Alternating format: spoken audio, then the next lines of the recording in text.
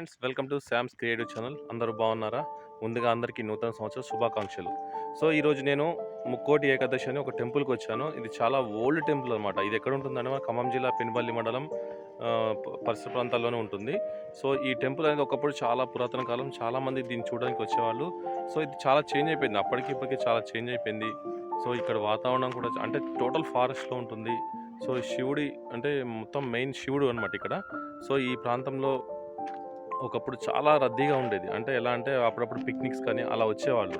So ఈరోజు festival అని కొంతమంది మాత్రమే వచ్చారు. సో పెద్దగా అయితే రష్ లేదు. శివరాత్రికి మాత్రం చాలా గ్రాండ్గా ఇక్కడ సెలబ్రేట్ చేసుకుంటారు. సో మీకు అది ఎలా ఉంటుంది నేను చూపిస్తాను ఈ వీడియోలో, మీరు కూడా ఒకసారి చూడండి. ఇప్పుడు మీరు చూస్తున్నారు కదా, ఇది దట్టమైన అరణ్యం. ఈ దట్టమైన అరణ్యం గుండా మనం నీలాద్రి టెంపుల్కి వెళ్తున్నాం. చుట్టూ పచ్చని చెట్లు, మధ్యలో సింగిల్ రోడ్డు.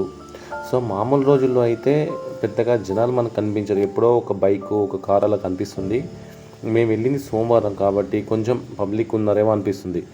ఇంకా మెయిన్లీ మహాశివరాత్రి కానీ కొన్ని ఫెస్టివల్ సమయంలో మాత్రమే ఇక్కడ చాలామంది జనాలు వస్తారని వాళ్ళ ఆలయ నిర్వాహకులు కానీ అక్కడ జనాలు చెప్పుకొస్తున్నారు. అయితే మనం కొన్ని కార్తీక మాసంలో చాలామంది ఇక్కడికి పిక్నిక్ అని వస్తుంటారు. అంటే కొన్ని ఫ్యామిలీస్ గెట్ టుగెదర్ సెలబ్రేట్ చేసుకోవడానికి. సో ఇలాంటి ప్రదేశాలను ఎంచుకుంటారు. ఎందుకంటే ప్రకృతి వాతావరణంలో మనం గడపడం ఎంత సంతోషంగా ఉంటుందో ప్రతి ఒక్కరికి తెలుసు. సో ఇక్కడ ఇంతకుముందు అంటే ఒక 10-15 సంవత్సరాల క్రితం చాలామంది వచ్చేవాళ్ళు. చుట్టుపక్కల వాళ్ళు రామచంద్రాపురం, చోడవరం, సత్తుపల్లి, సో ఇలాంటి ప్రదేశాల నుంచి వాళ్ళు కూడా చాలామంది ఇక్కడికి వచ్చి సరదాగా కాసేపు ఫ్యామిలీస్తో సరదాగా గడిపేసి వెళ్ళేవాళ్ళు. సో మేము కూడా చిన్నప్పుడు ఇక్కడికి చాలాసార్లు వచ్చేవాళ్ళం. అంటే దేవుని సందర్శించడానికి అదొక కారణంతో పాటు మమ్మల్ని స్కూల్ అంటే పిక్నిక్ తీసుకువెళ్ళడానికి కూడా ఇలాంటి ప్లేసెస్ తీసుకొచ్చేవాళ్ళు. సో ఇప్పుడు మనకు కనిపిస్తుంది కదా, నీలాద్రి టెంపుల్కి ఎంటర్ అవుతున్నాము. సో ఇది ఆర్చ్. సో ఈ ఆర్చ్ నుండి మనం లోపలికి వెళ్తాము. ఇటు సైడ్ ఒక రోడ్ అనమాట, అటు నుంచి కూడా మనం నీలాద్రి టెంపుల్కి రావచ్చు. సో ఈ రోడ్ నుంచి మనం స్ట్రైట్గా వెళ్తే మనకు టెంపుల్ కనిపిస్తుంది. ఒకప్పుడు అంటే ఇప్పుడిప్పుడు రెనోవేట్ చేస్తున్నారు టెంపుల్ని. ఒకప్పుడు మాత్రం ఇలాంటి కట్టడాలు ఇవన్నీ మనకు లేవన్నమాట. అసలు ఎట్లా అంటే ఆర్టిఫిషియల్గా మనకు కనిపించేది. కాకపోతే ఇప్పుడు గవర్నమెంట్ దీన్ని తీసుకోవడము, సో వాళ్ళు కొంచెం దాన్ని ఇంకా డెవలప్ చేస్తున్నారు. ఇక ఇక్కడ మనకు కనిపిస్తున్నాయి కదా పచ్చని చెట్లు. ఆ పచ్చని చెట్ల మధ్యన ఒక నీటి గుండం ఉందండి. కొంతమంది దాన్ని కోనేరు కూడా అంటారు. సో ఇక్కడ వాటర్ ఎలా వస్తాయంటే పైన కొండల్లో నుంచి పచ్చని చెట్ల మధ్య ప్రవహిస్తూ ఉంటాయి. సో ఇప్పటికీ కూడా అసలు ఆ వాటర్ అనేవి ఎక్కడి నుంచి వస్తున్నాయి అనేది ఎవరికీ తెలియదు. సో ఎంత స్వచ్ఛంగా ఉంటాయంటే అసలు మీరు కింద కాయినేస్తే అంటే వాటర్లో ఒక కాయినేస్తే అది మీకు చాలా క్లియర్గా కనిపిస్తుంది. అంటే ఇక్కడ వాటర్ అనేది చాలా స్వచ్ఛంగా ఉంటాయండి.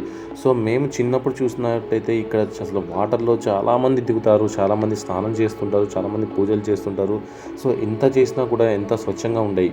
అయితే ఇప్పుడు చూడండి, ఇక్కడ కొంచెం కోనేరుని కొంచెం డెవలప్ చేసి కొంచెం స్టెప్స్ లాగా ఏర్పాటు చేస్తున్నారు. అయితే ప్రజెంట్ అయితే ఇక్కడ వాటర్ లేవు. ఎందుకు లేవని మనం ఆలయానికి సంబంధించిన వాళ్ళని కనుక్కుంటే దీన్ని ఇంకా మాడిఫై చేస్తున్నారట. సో అందుకే ప్రస్తుతానికి వాటర్ స్టాప్ చేసాము. ఏదో లైట్గా వాటర్ వస్తున్నాయి. సో కొంతమంది ఇక్కడ కాళ్ళు కూడా కడుక్కుంటున్నారు. కాళ్ళు కడుక్కొని ఆలయంలోకి ప్రవేశిస్తున్నారు. అయితే ప్రస్తుతానికి అయితే మాత్రం ఇక్కడ వాటర్ అనేవి లేవు, కానీ చాలా ఫుల్గా ఉంటుంది. ఎప్పుడు మాత్రం ఇది ఫుల్గా ఉంటుంది. అసలు ఈ వాటర్ అనేవి పైన కొండల్లో నుంచి వస్తాయని చాలామంది చెబుతూ ఉంటారు. కానీ అది ఎక్కడి నుంచి వస్తాయని మాత్రం ఇప్పటికీ ఎవరికి అందుబాటుని రహస్యంగా చెప్తున్నారు. అసలు ఈ నీలాద్రి ఆలయానికి చాలా చరిత్ర ఉందండి. పురాతన కాలం నాటి ఆలయం. సో దీన్ని కాకతీయులు స్థాపించారని, ఇక్కడ విగ్రహాన్ని ప్రతిష్ఠించారని ఏవో చెప్పుకొస్తున్నారు. అయితే ఈ ప్రకృతి మాత్రం అంటే ఇక్కడ చాలామంది కొంతమంది భక్తులు లేకపోతే ప్రకృతి ప్రేమికులు సో అప్పుడప్పుడు వచ్చి ఇక్కడ సేద తీరడం, ప్రశాంతంగా ఉండడానికి ఈ ప్లేస్ని విజిట్ చేయడం చేస్తుంటారు. ఇక్కడ మనకు కనిపిస్తుంది కదా, ఆ స్టోన్ కింద మనకు శివలింగం ఏర్పాటు చేశారు. సో డ్రాప్ అసలు చూడడానికి చాలా అందంగా ఉంది. అంటే మీకు ఆ శివలింగం పైన డైరెక్ట్గా వాటర్ పడుతూనే ఉన్నాయి. సో ఈ ప్లేస్ కూడా చాలా బాగుంది. అయితే ఇంకా దీన్ని ఇంకా మాడిఫై చేస్తున్నారు. మేబీ మహాశివరాత్రి నాటికి మొత్తం పూర్తి అవుతుందేమో. ఈ నీటి గుండం అంటే కోనేరు కానీ, నెక్స్ట్ ఆలయం కానీ, చుట్టూ పరిసర ప్రాంతాలన్నింటినీ కూడా సో ఇప్పుడిప్పుడే మాడిఫై చేస్తున్నారు. ఇప్పుడు మనకు కనిపించేది ఆలయం ప్రధాన ద్వారం అండి. సో ఆలయ ప్రధాన ద్వారం నుంచి మనం లోపలికి వెళ్ళే ముందు ఇక్కడ ఒక శివలింగాన్ని ఏర్పాటు చేశారు. చాలామంది భక్తులు ఇక్కడ కూడా దర్శించుకుంటున్నారు, ఇక్కడ పూజలు చేస్తున్నారు. పసుపు కుంకుమ స్వామివారికి అర్పిస్తున్నారు. చూశారు కదా, ఇక్కడ మొత్తం శివుడికి ఇక్కడ పూజలు చేసి నెక్స్ట్ అగరబత్తులు పెట్టడం.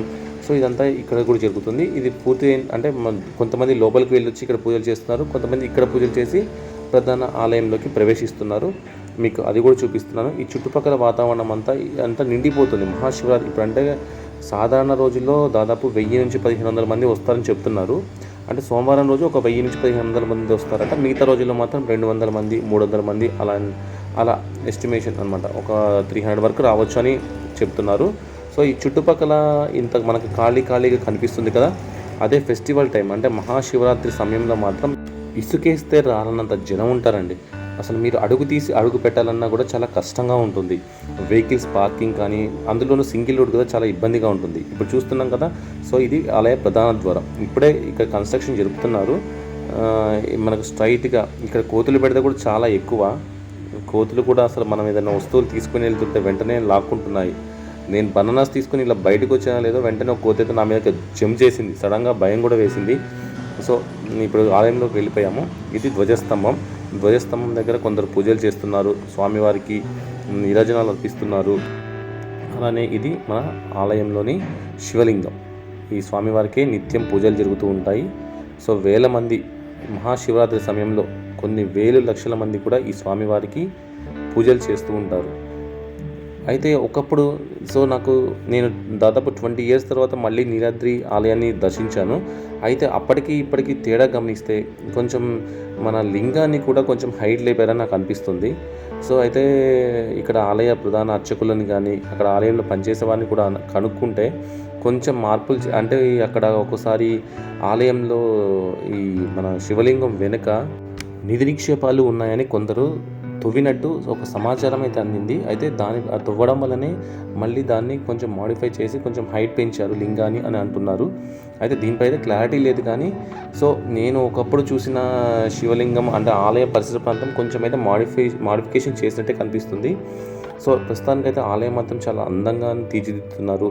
ఇక చెప్పాను కదా, ఆల్రెడీ కోతులు పెడితే చాలా ఎక్కువ. మీరు ఒక ఆలయంలో నుంచి సపోజ్ కొబ్బరికాయ కొట్టి తీసుకొచ్చిన, లేదంటే అరటి పండ్లు స్వామికి నైవేద్యం పెట్టిన ఏదైనా ప్రసాదం తీసుకొని మీ చేతిలో నుంచి ఇట్లా బయటికి వస్తుంటే మాత్రం కోతులు మీపై దాడి చేయడం ఖాయం. కాబట్టి ఇక్కడ కోతుల విషయంలో కూడా చాలా జాగ్రత్తగా వ్యవహరించాలి.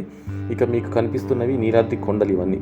సో ఈ కొండల మీద నుంచి కొంతమంది పైకి కూడా వెళ్తుంటారు. ఒకప్పుడు మాత్రం చాలా ఈజీగా ఉండేది. ఇప్పుడంతా కొంచెం ఈ పరిసర ప్రాంతాల్లో కొంచెం ఇల్లు ఏర్పాటు అంటే ఇది మన ఆలయానికి సంబంధించిన వాళ్ళు ఇల్లు లాంటిది అది.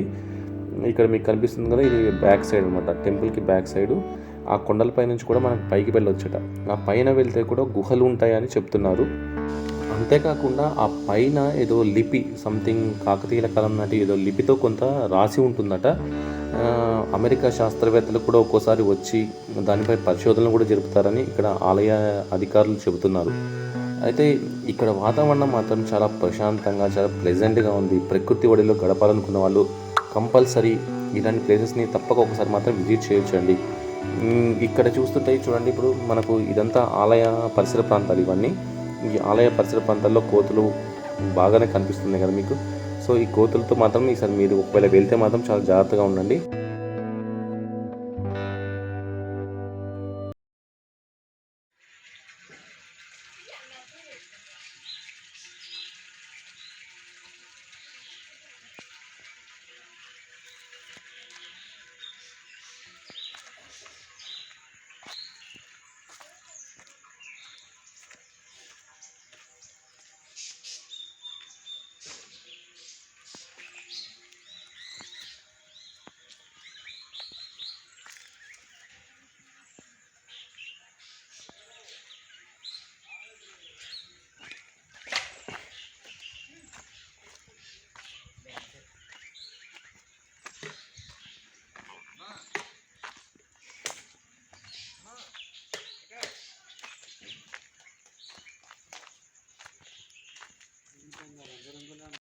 ఇక ఇక్కడ నీటికి చాలా ప్రాముఖ్యత ఉందండి. ఈ నీటి కోసం చుట్టుపక్కల గ్రామాల నుంచి దాదాపు 30 కిలోమీటర్ల నుంచి కూడా బైకుల మీద ఈ నీటిని తీసుకెళ్ళడానికి వస్తున్నారు.